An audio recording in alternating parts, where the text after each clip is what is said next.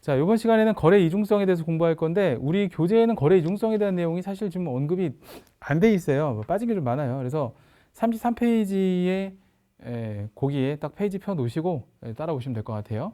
자, 진행하겠습니다.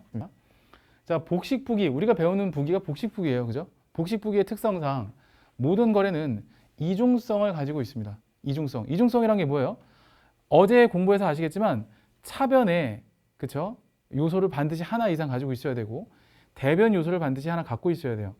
거래의 8요소를 어제 잠깐 되짚어 보면 자, 이런 게 있어요. 예를 들어서 자산이 증가하고 자산이 감소하는 사례가 되게 많거든요. 대표적인 사례 중에 하나가 어제 이런 거 있었어요. 내가 보통예금 통장에 내가 갖고 있던 현금 10만 원을 보통예금에 입금을 했다. 여러분 만약에 현금 10만 원을 가지고 있는데 10만 원을 CD기에다가 입력을 했다고, 그러니까 입금을 했다고 한번 해볼게요. 그러면 봐봐요. 내가 내 주머니에서 10만 원을 꺼내요. 그럼 내 주머니에서 10만 원을 꺼내서 CD기에 넣어요. 그러면 보통예금, 자, 현금이 일단 10만 원만큼 어떻게 돼요? 감소하겠죠. 감소. 자산이 감소가 돼요. 이렇게 감소. 그죠? 내 돈을 꺼내서 CD기에 넣었다고 생각해 보세요. 그런데 자산의 증가, 보통예금이라는 자산이 다시 예금 통장이 증가한단 말이에요. 물론 내 돈 안에서 왔다 갔다 하는 일이기 때문에 사실은 10만 원이라는 돈은 사실 어디 가진 않아요. 그죠? 근데 내 주머니에 있던 10만 원이 CD기에다 넣으면 예금 통장에 10만 원만큼 늘어나게 되는 거니까 자산이 증가하고 자산이 감소하는 효과가 동시에 생긴단 말이에요. 그죠? 그죠? 물론 전체적인 내 10만 원이라는 돈에는 변화가 없지만 내 주머니에 있는 돈을 꺼내서 은행에다가 입금을 하게 되면, 그쵸? 내가 갖고 있는 자산은 감소하게 되고 또 내가 가지고 있는 보통예금은 증가하게 되는 그런 효과가 나오거든요. 이걸 뭐라고 하냐면 거래의 이중성이라 그래요. 거래의 이중성. 자, 비슷한 사례는 또 있는데 몇 가지를 더 예를 들어 볼게요. 이걸 이중성이라고 하는데, 자, 이런 것도 한번 예를 들어 볼게요. 이거 이제 좀 응용을 할 건데요. 자, 이번에는 조금 건너뛰어서 이렇게 한번 가봅시다. 자, 비용의 발생과, 자, 다 풀어놓고 할게요. 자, 이렇게도 매칭을 할 수 있어요. 그러니까 최소한 여기 있는 거 최소한 한 개, 최소한 여기 있는 거 한 개, 이렇게 1대1 대응으로 일어나야 돼요. 그래서 요소라는 건 뭐냐면 여기 있는 4개 중에 최소한 한 개 이상, 그리고 여기 있는 4개 중에 최소한 한 개 이상의 결합관계로 이루어진다. 이게 거래의 8요소, 그리고 거래의 이중성이라 그래요. 그럼 아까는 자산이 증가하고 자산이 감소하는 예를 들었잖아요. 그죠? 자, 지금은 어떠한 예를 들 거냐면 비용이 발생하고 자산이 감소하는 예를 들어볼 거예요. 자, 비용의 발생. 자, 비용의 발생. 만약에 여러분들 거래처 접대를 한다고 해볼게요. 거래처 접대. 스타벅스에서 거래처 직원하고 미팅을 했어요. 그럼 접대비가 발생하거든요. 접대비는 비용이에요. 그러면 비용이 발생하는 거니까, 그렇죠? 자, 접대비의 금액이 늘어나겠죠. 그죠? 비용이 발생하는 거면. 근데 그 자리에서 내가 현금으로다가 커피값을 지불을 했어요. 그러면 자, 돈이 나가니까 자산이 그만큼 어떻게 돼요? 감소하게 되는 거잖아요. 그죠? 최소한 여기 있는 거 왼쪽에 있는 거 하나 이상, 오른쪽에 있는 거 하나 이상, 이렇게 이루어져요. 항상 원인과 결과가 돼요. 내가 비용을 썼기 때문에 돈이 나갔잖아요. 그죠? 비용을 쓰는 것은 원인이고, 그죠? 자, 돈이 나간 건 결과잖아요. 그죠? 그게 내 주머니에 지금 돈이 없잖아요. 그죠? 마찬가지라고요. 자, 이렇게도 또 조합을 해볼 수 있고, 자, 이번엔 좀 응용을 해볼게요. 그러면 좀 더 실무적으로 접근해 볼게요. 법인은 여러분 큰 회사를 가시면 다 뭐가 있어요? 법인카드가 있어요. 법인 신용카드가 있다는 뜻이에요. 여러분 회사 명의의 법인카드가 있는 거죠. 그럼 만약에 내가 내 돈 쓰게 생겼어요. 내 거래처를, 물론 이제 거래처 직원과 미팅을 해서 업무적인 내용들을 이제 서로 주고받고 서류를 같이 공유하면서 이제 미팅을 하면서 대화를 해야 되는데 접대비 지출은 똑같이 발생을 하지만 법카로 긁었어요. 그럼 법인카드, 신용카드는 청구일이 보통 한 달 뒤에 청구하거든요.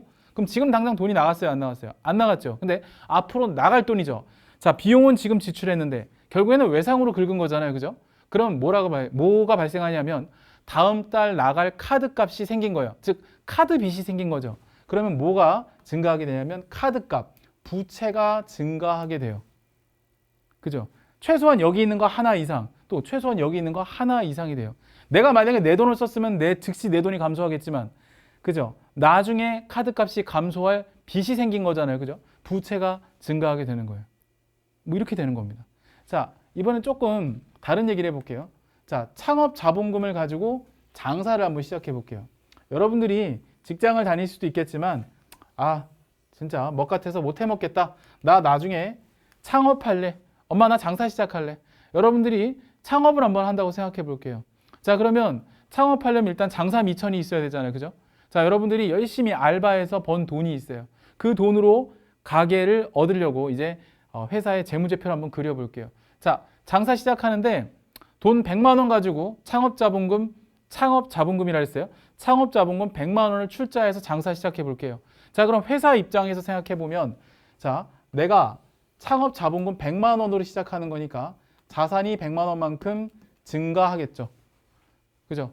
회사에 딱 현금 100만 원이 지금 들어와 있는 거예요. 근데 이걸 뭐라 그랬죠? 아까 출자하여. 이걸 장사 미천으로 일을 할 거예요. 장사를 시작할 거예요. 그러면 뭐가 증가한 거예요? 회사 입장에서는 창업자본금 100만 원이 증가한 거니까, 자, 회사 입장에선 자산이 증가하게 되고 자본이 증가하게 되는 그런 형태가 돼요. 사실 회계는요, 이 8가지로 모든 것을 다 말할 수 있어요. 5가지 요소, 자산, 부채, 자본, 수익, 비용, 5가지 요소와 이 8가지의 8요소의 결합관계에 인해서 모든 표현이 가능해요. 예. 그러니까 뭐 사실 영어처럼 문장에 5형식 있다는 걸 굳이 외울 필요 없이 그냥 이 8가지 요소만 가지고 모든 언어를 소통이 가능한 게 회계, 거래, 8요소예요. 이 속성만 잘 이해하시면 뭐든 다 할 수 있어요. 자, 조금만 더 응용해 볼까요, 이번엔? 자, 다른 걸 또 한번 응용해 봅시다. 어떤 게 있냐? 자, 이번에는 빚을 한번 갚아 볼게요. 빚을 갚아 볼게요. 자, 내가 대출을 받았었는데 오늘 대출금 10만 원을 갚아 볼게요. 자, 대출금 10만 원을 내가 은행에서 자동 이체했어요. 은행에서 이체해 줬어요. 은행 보통예금에서 내가 갖고 있는 통장에 10만 원이 있었는데 그걸로 빚을 갚아 볼게요. 그러면 내 통장에 돈은 빠져나가는 거니까 10만 원만큼 내 통장 돈은 빠져나가니까 자산이 감소하는 거. 이건 아시겠죠? 그죠? 자, 그런데 빚이 줄어들겠죠. 내가 빚을 갚으면 빚이 줄어드는 거 아니에요? 빚을 갚으면 뭐가 감소해요? 부채가 10만 원만큼 감소하니까 역시 최소한 하나 이상 차변 요소 1개 이상과 대변 요소 1개 이상의 결합관계로 이루어지는 거예요. 자, 이번에는 장사를 해서 장사해서 물건을 팔아서 돈을 받아 볼게요. 장사해서 돈을 벌어 볼게요. 자, 돈 벌어 봅시다. 자, 내가 오늘 처음으로 떡볶이집을 열었는데 떡볶이를 팔아서 손님이 나한테 돈을 주고 갔어. 그러면 나는 매출액이 발생했죠. 떡볶이를 팔면 내가 떡볶이집 사장인데 떡볶이를 팔았어. 그럼 뭐예요? 매출액이 발생한 거죠. 매출액이 발생하면 나 오늘 떡볶이 10,000원어치 팔았어. 그럼 수익이 발생이 됩니다. 그죠? 그죠? 수익이 생겼어요. 자, 그리고 손님이 나한테 10,000원을 주고 갔어.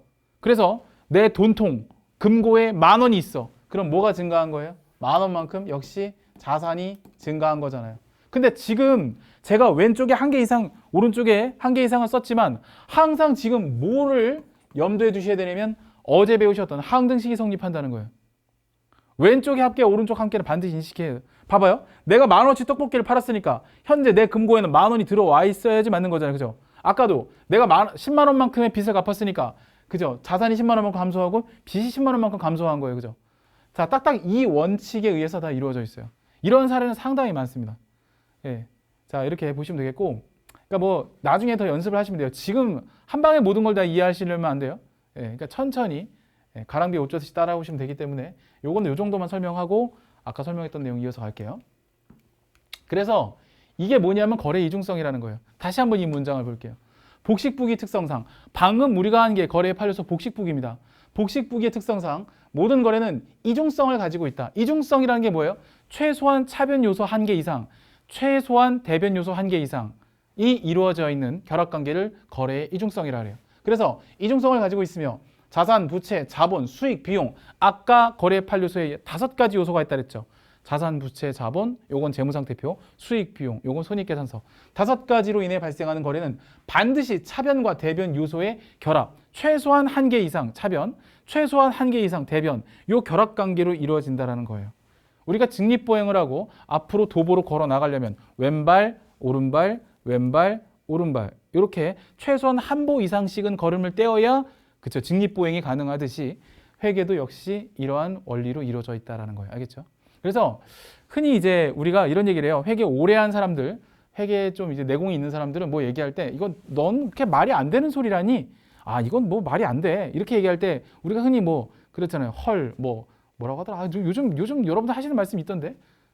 뭐 마리아 방구야 뭐죠? 약간 이런 거 있죠. 말이 안 됐을 때 여러분들끼리 표현하는 거 있던데 나름대로 저도 좀 나이가 좀 들어서 그런데 43살이라죠 제가 예, 좀 젊게 살려고 노력을 하고 있는데 여러분들의 뭐 모르겠어요. 100% 여러분들을 다 이해할 수는 없겠지만 이해하려고 노력은 하고 있어요.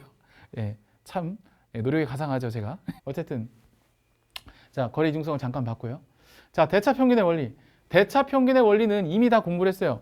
항상 차변과 대변의 합계는 같아야 된다. 이 논리를 대차평균의 원리라고 하는데 한번 읽어볼게요. 모든 거래는 거래 이중성에 따라 반드시 차변과 대변의 금액이 일치하게 되며 아무리 많은 거래를 기입하더라도 전체 차변 합계 금액과 대변 합계 금액은 항상 일치. 이 노란색으로 표시한 내용이 사실은 핵심 키워드입니다. 핵심 문장이에요. 그래서 거래 이중성이 대차평균의 원리보다 조금 더 상위 개념이에요. 그러니까 얘가 거래 이중성이라는 것이 반드시 전제가 되어야 하고요. 이게 전제된 상태에서 대차평균의 원리가 입증이 되는 개념이다. 이렇게 이해하시면 조금 수월하지 않을까 싶어요. 그래서 거래 이중성이 전제된 개념으로 봤을 때 대차평균의 원리가 그것을 입증하는 그런 내용이다. 보시면 될 것 같아요. 자, 그래서 이렇게 보시면 될 것 같고 넘어가겠습니다. 자, 교재 113페이지에 내용이 나와 있는데 뭐 교재를 피셔도 좋습니다. 교재에도 나와 있는데 한번 볼까요? 113페이지를 보시면 회계거래 인식하기 어제 1번에 했었잖아요. 이제 2번에 대한 내용이에요. 네모 2번 113페이지에 있어요. 이걸 한번 같이 한번 풀어보도록 할게요. 자, 다음에 회계상 거래를 거래의 판료소에 따른 결합관계로 나타내시오라고 되어 있습니다. 같이 볼게요. 자, 1번 상품 10만 원을 현금으로 구입하였다. 자, 이거 어떻게 분석할 수 있어요? 상품 10만 원을 샀으니까 차변 요소 자산의 증가 10만 원. 그죠? 그리고 돈을 현금으로 직접 현찰 박치기를 했어요. 그럼 내 주머니에서 현금 10만 원이 나갔을 거 아니에요. 그죠? 그러면 어떻게 돼요? 자산이 감소하게 되는 거죠. 그러니까 상품이라는 10만 원, 상품 10만 원이라는 자산이 증가했고 차변 요소 다 거래의 판료소에 맞춰서 지금 진행되고 있는 거예요. 그리고 자, 어떻게 돼요? 내가 그에 상응하는 현금 10만 원을 줬으니까 내 주머니는 지금 현금 10만 원이 나가서 없겠죠. 그러니까 자산이 감소한 거예요. 근데 공교롭게도 금액이 같아. 그죠? 그래서 거래의 이중성도 설명이 됐고 대차평균의 원리 각각 10만 원씩 차대변 합계가 일치한다라는 내용도 입증을 했습니다. 이렇게 보면 말이 된 거예요. 근데 회계상 말이 안 된다는 게 뭐냐면 자, 상품 10만 원 현금 구입했는데 내가 왼쪽만 적는 거야. 상품만 들어왔어. 돈 나간 걸 기재를 안 했어. 또는 자, 돈 나간 건 기재했는데 차변에 상품 10만 원이 안 들어왔어. 그러니까 한쪽이 없다고 보는 거예요.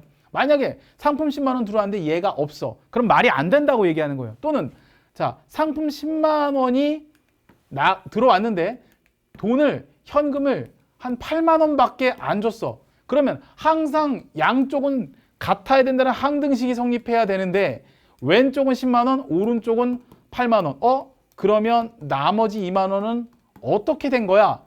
이게 바로 뭐냐?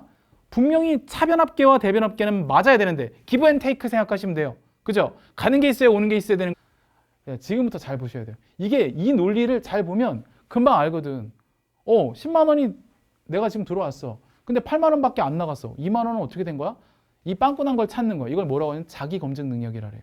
분명히 둘이 맞지 않으니까. 그죠? 2만 원 어디 갔지? 이렇게 찾는 거. 자기 검증 능력이에요.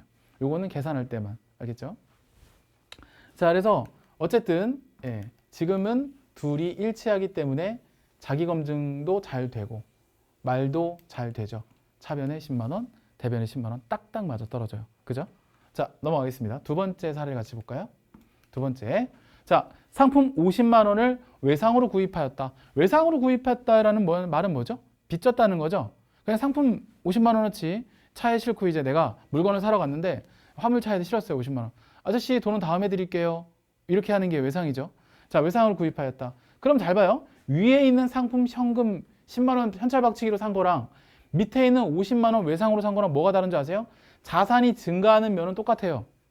내가 현찰로 사든, 그죠? 빚내서 사든, 그죠? 내 거는 내 거잖아요. 그죠? 다만 대변이 달라져요. 지금 당장 돈이 10만 원이 나가느냐, 아니면 빚져서 나중에 돈이 50만 원만큼이 나갈 게 예상이 되느냐.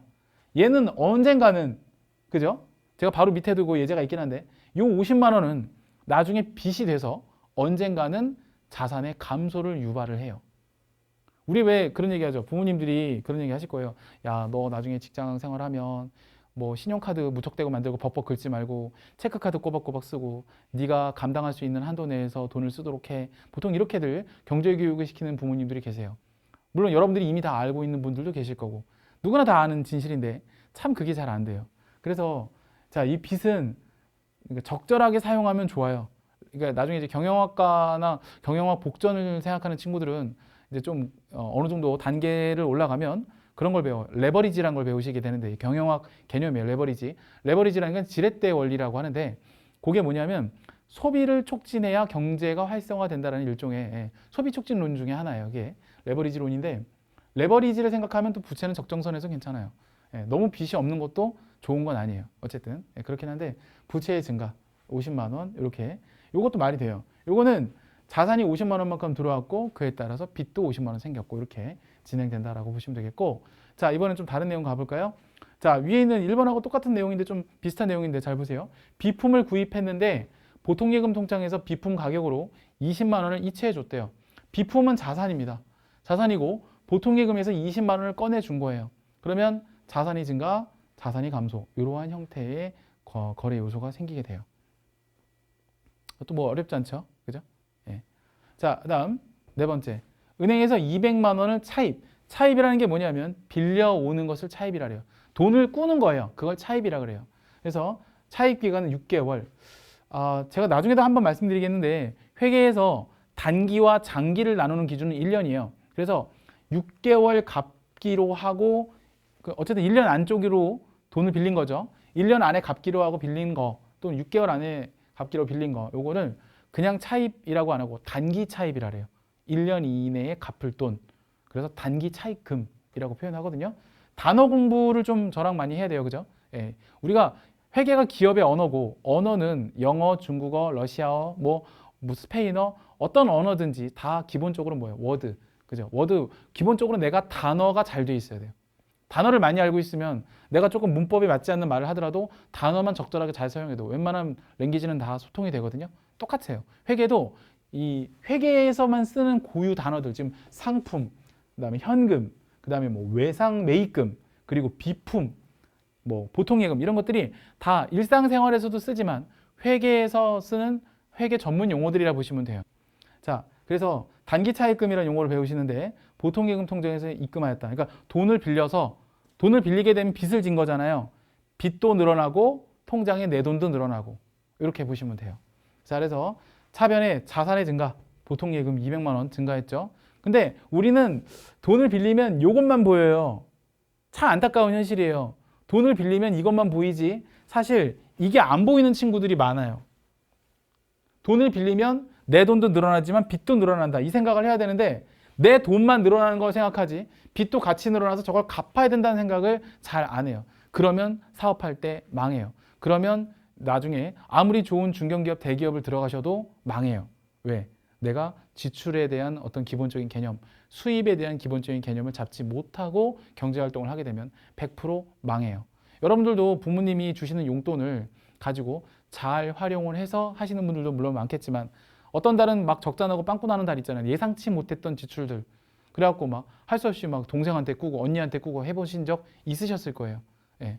그러니까 그런 것들도 하나의 경제활동이듯이 회계는 그런 경제활동을 한 10배, 20배, 100배 정도의 앞선 경험을 하게 돼요. 여러분들이 여러분 나이에서 하지 못할 경험, 10년, 20년, 30년 뒤에나 할 수 있을 법한 경험들을 지금 바로 자격증 공부하면서 하실 수 있어요. 그러다 보니까 제가 얘기했잖아요. 좀 똘똘해진다고. 절대 사기는 안 당한다고. 자, 이제 5번 문제인데요. 요 2번하고 연결되는 부분이에요. 1번, 3번, 4번 없다 생각하고 이 50만 원 빚진 거 있죠? 요거를 이제 현금으로 지급하였다라는 거예요. 자, 그러면 이렇게 답이 나오는데요. 자, 여기 잠깐 보세요. 여기를 보시면 지금 요렇게 빚이 50만 원 있던 거예요. 근데 뭐라 돼 있어요? 현금으로 지급했으니까 이쪽에 나온 요 빚이 이제 어떻게 되는 거예요? 없어진 거예요. 요렇게. 빚을 갚은 거예요. 빚을 갚으면서 뭐가 나갔어요? 내 돈 50만 원이 나갔죠. 자산이 감소하고 빚도 감소하고 이렇게 되는 거예요. 예. 빚을 갚았으니까 내 주머니 손이 나갔잖아요. 그죠? 이렇게 정리가 되겠습니다. 자, 계속 할게요. 여섯 번째. 은행의 예치란 얘기는 예금해 둔 거예요. 은행이 예금을 해둔 예금에 대한 이자가 불었나 봐요. 이자 8만 원을 현금으로 은행에서 찾아왔대요. 그러면 현금으로 받았다. 현금으로 받았으면 뭐가 늘어날까요? 내 주머니에 현금이 늘어나겠죠. 8만 원. 자산이 증가했어요. 그리고 어머, 내가 예상치도 못했던 은행 이자, 개이득, 이득이 생긴 거죠. 이득, 수익 같은 말이에요. 이자, 수익이 생긴 거죠. 수익이 발생한 거고 그만큼 돈이 들어온 거고. 딱딱 원인과 결과로 이루어져 있죠. 예, 딱딱딱 말이 되게끔 되어 있어요. 자, 7번째. 임차료. 나중에 여러분들한테도 한 번 더 말씀드릴 건데 여러분들이 좀 헷갈리시는 거예요. 우리가 흔히 월세라는 말을 쓰잖아요. 이 회계 용어인데 임차료는 월세. 월세 하면 여러분들 떠올리시는 말은 임대료예요. 임대료. 그죠? 임대료라는 말 많이 쓰죠. 그죠? 여러분. 근데 임대료라는 말이 사실은 이게 임대료라는 말이 있고요. 임차료라는 말이 있어요. 근데 놀라운 게 뭔지 아세요? 우리가 배웠던 차변대변할 때 대자가 이대자고 차변대변할 때 차자가 이차입니다. 그 차를 써요. 그 차대를 써요. 임대료는 그래서 대변에 갑니다. 증가할 때, 발생할 때. 임차료는 차변에 가요. 왜 그런지 아세요? 힌트를 다 줬는데 임대료는 건물주가 발생하는 수익이에요. 임대료 수익. 임차료는 월세 사는 임차인이 내는 월세, 즉 비용이에요. 여러분은 임대료를 비용이라고 착각하시는 경우가 많은데 이건 잘못된 용어의 전파입니다. 회계는 명확하게 말을 똑같이, 왜냐하면 회계가 왜 말을 이렇게 정확하게 다 두리뭉실하게 안 하고 우리는 받아도 임대료, 내가 건물주여서 받아도 임대료, 내가 월세 사는 세입자라서 줘도 임대료라고 얘기하잖아요. 근데 일상생활에서는 그래도 돼요. 근데 회계에서는 이걸 왜 이렇게 정확하게 나누는지 아세요? 이걸 잘못 말해버리면, 그죠? 우리가 잘못 말해버리면 뭐가 돼요? 임대료가 수익, 임차료가 비용인데 잘못 말해버리면 그걸로 계산이 잘못되고 그 계산이 잘못되면 이익이 잘못 계산되고 이익이 잘못 계산되면 어마어마하게 난리가 나요. 여기서는 임차료를 지급하였다고 되어 있으니까 월세를 줬다는 얘기예요. 그죠? 월세를 줬다는 얘기이기 때문에 자, 이렇게 볼 수 있어요. 비용의 발생, 임차료 15만 원, 그 다음에 내 돈이 나갔잖아요. 내 주머니에서 15만 원이 나갔으니까 대변의 자산의 감소 15만 원, 이렇게 진행이 되는 거예요. 아시겠죠? 자, 이렇게 간다는 거. 자, 다음 갈게요. 자, 이제 8번째죠. 직원의 급여. 우리 급여라는 것도 잘 생각해야 되는데 여러분한테 급여는 뭐죠? 여러분한테 급여는 수익이에요. 그죠? 그렇지 않을까요? 알바비, 이것도 급여잖아요. 그죠? 여러분한테 급여는 사실 수익이에요. 이거는 근로자의 입장에서 보면은, 그쵸? 여러분한테 현재 아직 이제 회계를 처음 배우시고 아직 이제 뭐 여러분들이 학생 신분에서는 급여가 여러분들한테는 수익이 될 수도 있잖아요. 그죠? 근데 시험 문제 풀 때는 회사 입장에서 생각하셔야 돼요. 그래서 회사 입장에서 직원의 급여는 비용이에요. 그래서 급여 30만 원을 보통예금 통장에서 자동 이체하였다라고 돼 있죠. 자, 요거는 자, 너무나도 당연하게 차변의 급여 비용의 발생 30만 원, 대변의 자산의 감소 보통예금 30만 원, 이렇게 진행이 되는 겁니다. 알겠죠? 자, 여기까지 일단 뭐 우여곡절이 있었고 중간에 인터넷 끊기고 막 우여곡절이 있었는데 질문 좀 받아볼게요. 괜찮아요. 질문 사항 혹시 있어요? 지금 여러분 113페이지, 그죠? 113페이지에서 혹시 뭐 궁금한 거 있으신가요? 이해 안 되거나 아, 난 좀 다시 한번 설명을 들었으면 좋겠다 뭐 이런 거 있으면 괜찮으니까 물어보세요. 괜찮아요. 질문. 1번 한 번만 더 설명해 주세요. 1번? 7번. 7번? 네. 아, 요거? 네, 여기. 사무실 임차료는 사무실 월세를 얘기하는 거예요. 해석을 해보면. 근데 월세를 받아요, 줘요? 일반적으로 월세를, 그죠? 월세를 받는지 주는지는요, 어떻게 할 수 있냐면, 이게 만약에 수익이라고 보잖아요. 이건 지금 비용이잖아요. 비용이 발생한 거잖아요. 그죠? 근데 만약에 이거를 수익으로 만약에 문장을 만들어 보면, 사무실 임대료라고 해요. 사무실 임대료 15만 원을 현금으로 수령하였다. 또는 수취하였다. 또는 그냥 받았다. 뭐 이런 식으로 표현을 해요. 임대료는 받는 거고 임차료는 주는 거예요. 그렇게 생각하시면 돼요. 수미 학생 이제 이해돼요? 무슨 얘기인지 이제? 아, 오케이. 네네. 아유, 괜찮아요, 괜찮아요. 다른 친구들도 수줍어하지 말고 이렇게 용기 내서 물어보는 것도 나중에 진짜 죽을 때까지 안 잊어버려요. 이렇게 물어봐서 한번 이렇게 하면 돌다리도 두들겨보고 갔노라고. 지금 수업 시간에 저랑 소통을 많이 해야 돼. 사실 이런 거 하자고 실시간 하자고 한 거지 내가 이런 거 안 하고 그죠? 나중에 그냥 나중에 수업 끝나고 물어봐라고 할 것 같으면 녹화본 영상 뿌리지 뭐하러 여러분들하고 이거 하고 있어요. 그죠? 그러니까 괜찮으니까 자유롭게 저를 많이 괴롭히셔야 여러분들이 합격을 해요. 진짜라니까? 또 궁금한 거. 네. 저 그 8번에 응. 차변 요소에서 비용 발생이 아니라 음. 자본 감소가 될 수는 없는 건가요? 잠깐만요. 이거 말하는 거죠? 왜 그렇게 생각해요? 혹시 왜 자본의 감소라고 생각해요? 돈이 빠져나갔으니까 자본도 감소가 되었을 것 같아가지고. 와, 내가 경영회계 아카데미 10년 동안 운영하면서 예, 이런 질문은 처음인데 이 질문은 WS급 질문이에요. 예, 정말 학생이 그렇게 생각한 게 맞다면 학생은 정말 대단한 학생이에요. 기본기가 탄탄한. 맞아요. 비용의 발생이나 자산의 감소는 지금 당장 눈으로 봤을 때는 자본의 영향이 없어 보이잖아요. 그죠? 근데 결과적으로는 자본을 감소시켜요. 맞아요.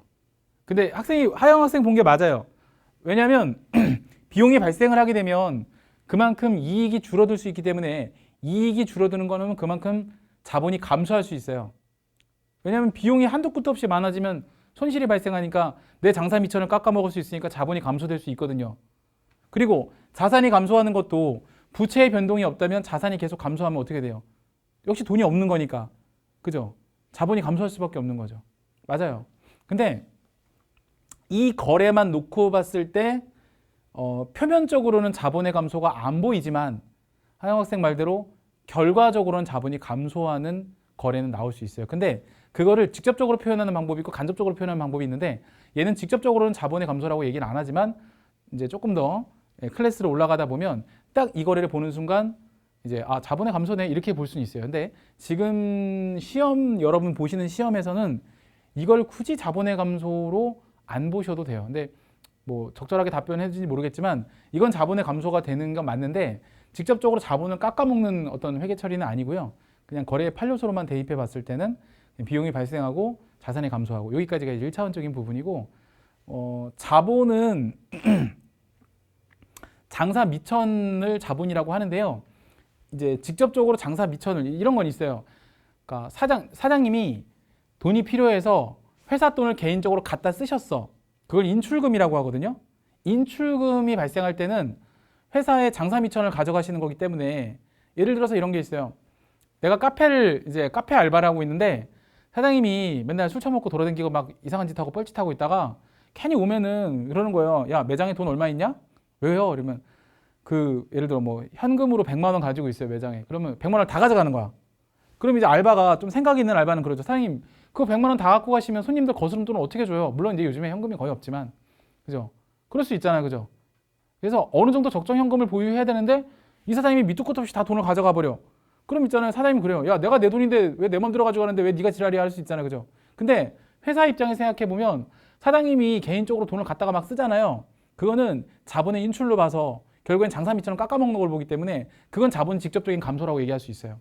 그게 하영 학생이 말하는 건 이제 그런 경우를 얘기하는 거고 일반적으로는 간접적으로 자본이 감소하는 효과를 가지고 있다 이렇게 표현하고요. 여기서는 자본에 대한 언급을 따로 하진 않아요. 이건 지금 조금 이해가 안 가실 수 있는데 이게 좀 그렇다. 초급 정도 가셔야 이해할 수 있는데 어쨌든 현재로는 그렇네요. 예. 틀린 말은 아닌데 시험만 놓고 봤을 때는 조금 지금은 아, 그럴 수도 있겠구나 하고 넘어가시면 좋을 것 같아요. 예. 틀린, 감사합니다. 예. 진짜 제가 10년 동안 경영얘기를 하면서 이런 질문은 처음 받아보는데 역시 예. 좋아요. 다른 질문. 다른 질문 없어요? 제가 진도를 되게 지금 천천히 나가는 것 같지만 엄청 빨리 나가는 거예요, 지금. 넘어갈까요? 네, 좋아요.